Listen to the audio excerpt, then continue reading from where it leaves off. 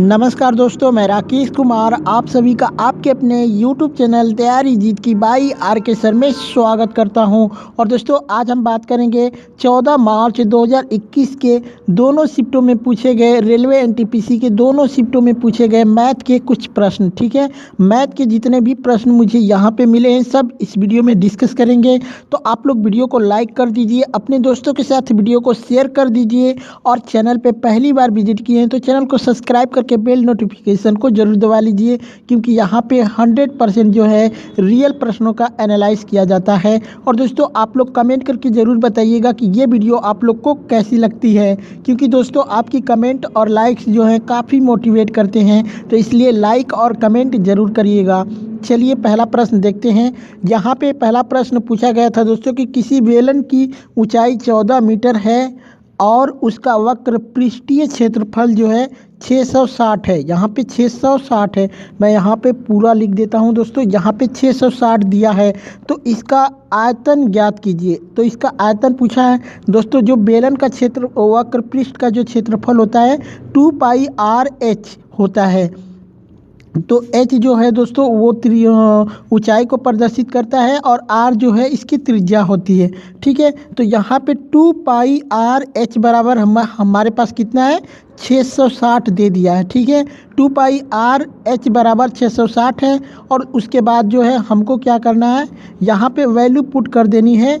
पाई का मान कितना होता है 22/60, तो यहाँ पे 2 गुणे 22/7 गुणे r गुणे यहाँ पे जो h है हमारा 14 है, तो मैंने यहाँ पे जो है 14 रख दिया है। अब इसको टोटल जो काटेंगे आप, ठीक है, इसके बराबर कितना है 660, इसको काटेंगे तो r का मान यहाँ से निकल कर आ जाएगा। r का मान कितना निकल के आएगा 15/2। तो जो बेलन का क्षेत्रफल होता है उसकी जो सूत्र होता है दोस्तों πr²h। तो यहाँ पे पाई का जो मान होता है 22/7 होता है, तो मैंने यहाँ पे स्क्वायर दिया है, r का मान स्क्वायर है तो पाई का जो है मान 2 बार लिखना पड़ेगा 22/7 गुणे 22/7। ठीक है, उसके बाद जो है सॉरी दोस्तों, यहाँ पे पाई का जो मान है एक बार लिखना पड़ेगा, r² है तो इसको 2 बार लिखना पड़ेगा। तो r का मान हमारे पास था यहाँ पे 15/2, तो यहाँ पे 15/2 गुणे 15/2। उसके बाद हमारे पास ऊंचाई है 14 मीटर। ठीक है, तो यहाँ पे 14 लिख लेंगे। अब इसको काटेंगे दोस्तों तो ये आ जाएगा हमारा 1475। तो 1475 जो है आपका आंसर हो जाएगा। ठीक है, चलिए एक प्रश्न आया था दोस्तों 44 से ही 5/25 को सरल करना है। ठीक है, इसको सरल करके बताना है कि इसका राइट आंसर क्या होगा। तो दोस्तों इसका जो आंसर है कई फॉर्मेट में आएगा। सबसे पहले तो यहाँ से 5 से काटेंगे 25 को तो ये हो जाएगा 25 × 5 = 125। तो 44 से ही 1/5 यहाँ पे ये भी आंसर हो सकता है।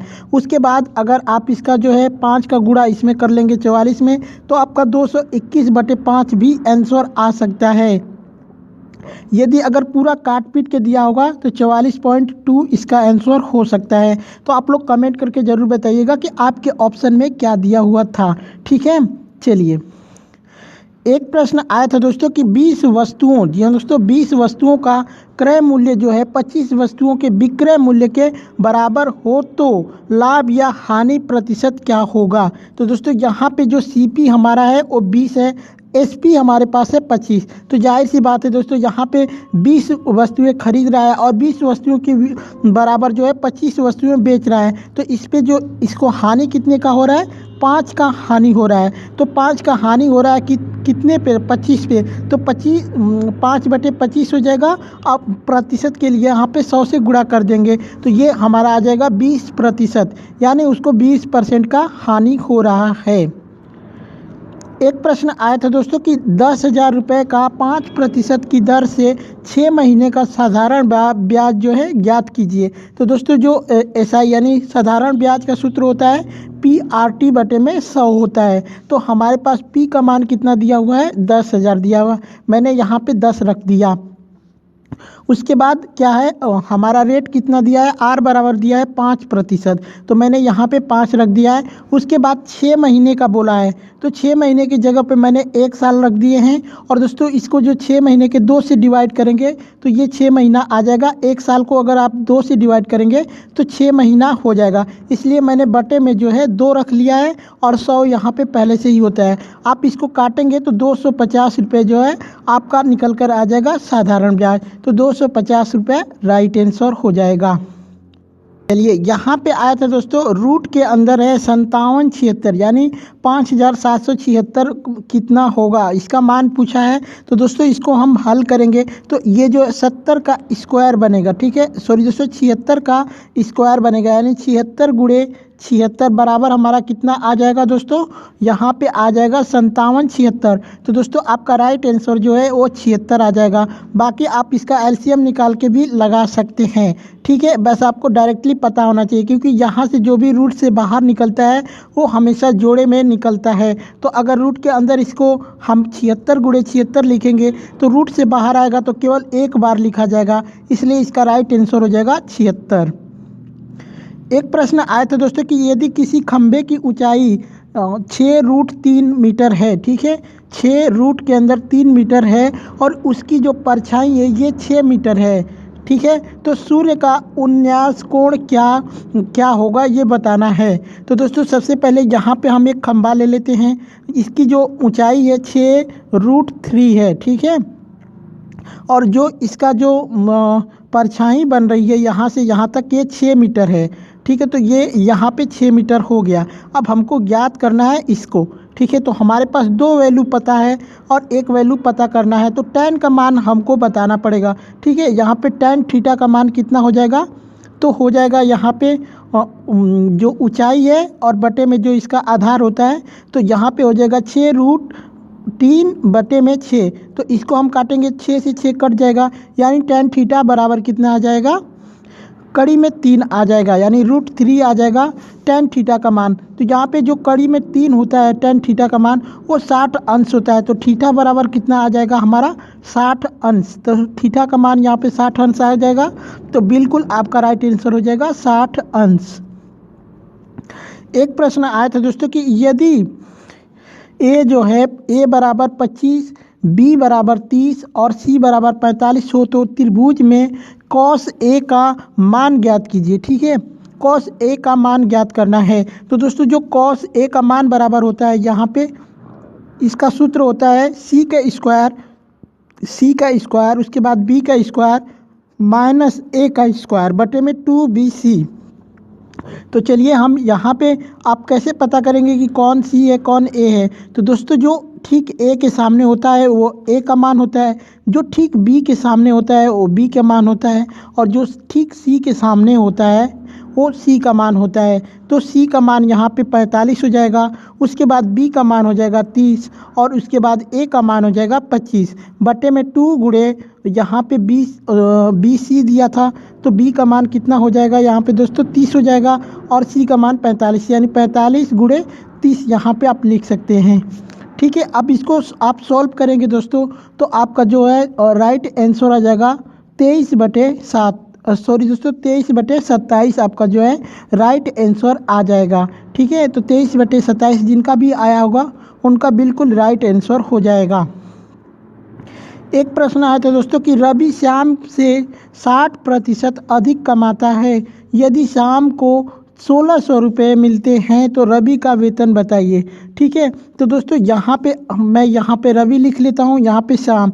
तो यहाँ पे क्या कह रहा है क्वेश्चन में कि श्याम जो है रवि जो है श्याम से 60% अधिक। तो मान लीजिए यहाँ पे श्याम जो है 100 रुपया कमा रहा है, तो रवि कितना कमा रहा है 160 रुपये। इनका रेशियो बना लीजिए, सबसे बढ़िया रहेगा तो 8:5 में इनका बनेगा, ठीक है। तो 5 बराबर हमारा कितना दिया है 1600, क्योंकि यहाँ पे श्याम जो है 1600 रुपया कमा रहा है, तो 5x बराबर 1600 हो जाएगा। तो यहाँ से x का मान निकल जाएगा, x का मान निकलेगा 320 रुपया, ठीक है। अब हमको किसका पूछा है, तो पूछा है रवि का, तो रवि का रेशियो कितना था 8, तो 320 में जो है 8 का गुणा करेंगे तो यहाँ पे 2560 रुपये आपका राइट आंसर निकल के आ जाएगा। एक प्रश्न आया था दोस्तों 0.2 पर यहाँ पे 3 घात है, उसके बाद -0.02 पे 3 घात है, बराबर क्या होगा। तो दोस्तों इसको जो है हल करने का तरीका है, सबसे पहले इसको बटे में कन्वर्ट कर लीजिए। तो हम 0.2 को कितना लिख सकते हैं, 2/10 लिख सकते हैं। और यहाँ पे जो 0.02 है उसको हम 2/100 लिख सकते हैं। ठीक है, अगर दोस्तों यहाँ पे हम इनका जो है निकालेंगे, ठीक है, तो ये हो जाएगा, सॉल्व करेंगे तो 8/1000 हो जाएगा, और ये हो जाएगा -8 यहाँ पे हो जाएगा, आप शून्य गिन लीजिएगा, उसके बाद जो भी आएगा आंसर काट पीट कर लीजिएगा। यहाँ पे मैं टोटली लिख दिया हूँ दोस्तों। ठीक है, तो यहाँ पे आपका जो काट पीट का टोटल आंसर जो आएगा 0.007992, तो ये आपका राइट आंसर हो जाएगा। बाकी कैलकुलेशन आप लोग कर लीजिएगा, मैं कैलकुलेशन बताने लग जाऊंगा दोस्तों तो वीडियो काफ़ी लंबा हो जाएगी, इसलिए मैं यहाँ पे कैलकुलेशन जो है आपको बताऊंगा नहीं, बस लगाने का तरीका बता दूंगा। ठीक है, चलिए, एक प्रश्न आया था दोस्तों कि दो संख्याओं का जो है एलसीएम, ठीक है, दो संख्याओं का एलसीएम तथा एचसीएफ 16 तथा 2 है, यदि एक संख्या 8 है तो दूसरी संख्या क्या होगी। तो दोस्तों इसका लगाने का जो तरीका होता है एलसीएम गुणे एचसीएफ, उसके बाद बराबर करके पहली संख्या गुणे दूसरी संख्या।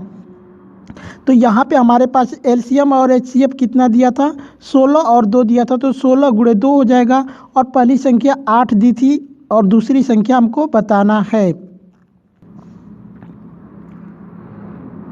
तो दोस्तों यहाँ पे जो पहली जो हमारी जो एलसीएम गुणे एचसीएफ, पहली संख्या गुणे दूसरी संख्या, तो यहाँ पे एचसीएफ और एलसीएम का जो है संख्या है 16 गुणे 2 हो जाएगी, और पहली संख्या हमको दिया है 8, उसके बाद दूसरी संख्या पता करना है। तो दूसरी संख्या बराबर कितना हो जाएगा, 32/8।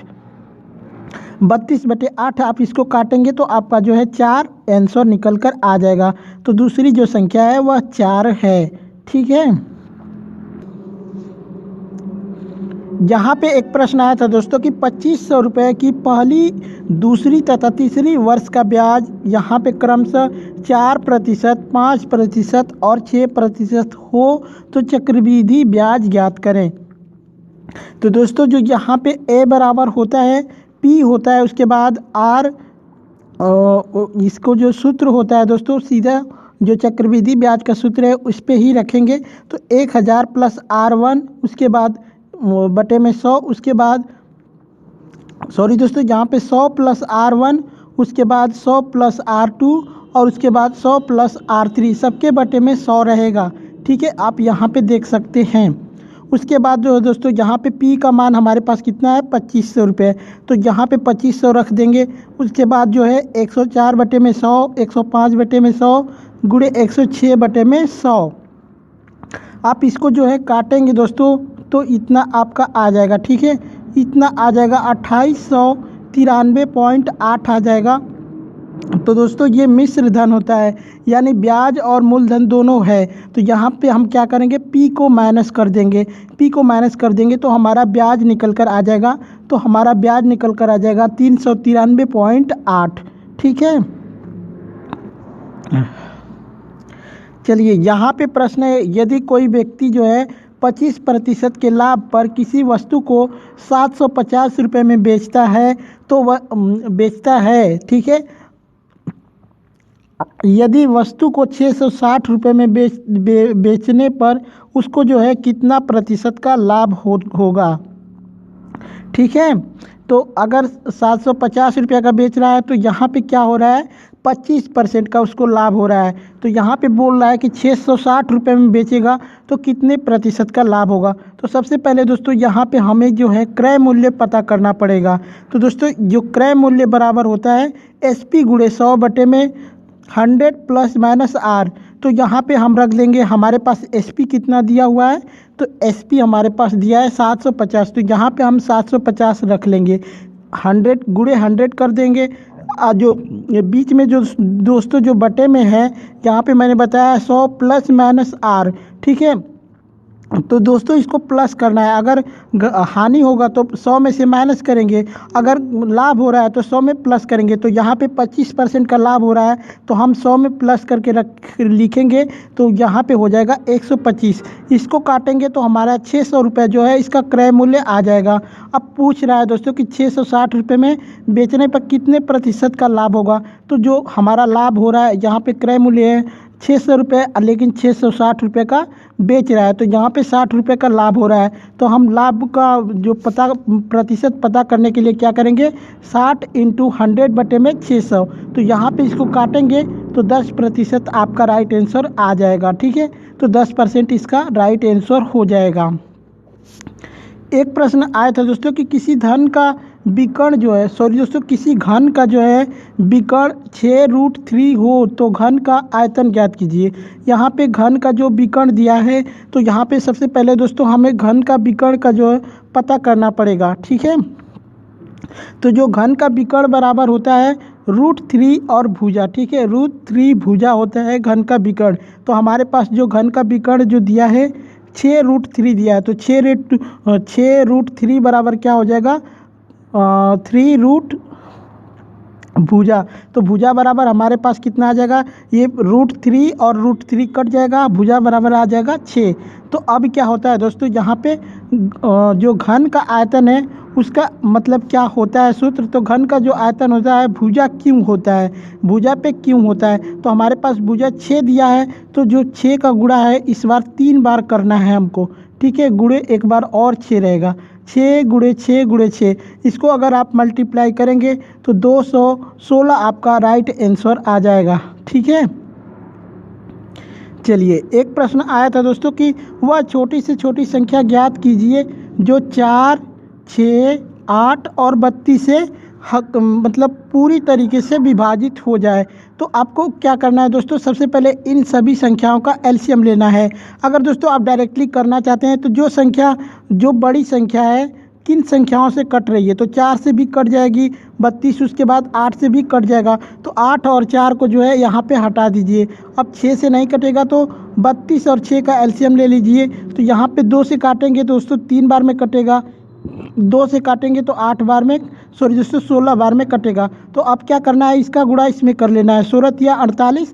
अब इसका गुणा 2 में कर लेना है तो 96 आ जाएगा। तो आपका जो बिल्कुल राइट आंसर आ जाएगा वह 96 हो जाएगा।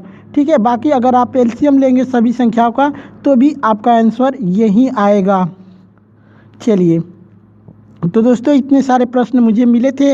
ये वीडियो आप लोग को कैसी लगी कमेंट करके ज़रूर बताइएगा। अच्छी लगी हो तो लाइक करिएगा, अपने दोस्तों के साथ शेयर करिएगा। चलिए चलते हैं, मिलते हैं नेक्स्ट वीडियो में, तब तक के लिए जय हिंद।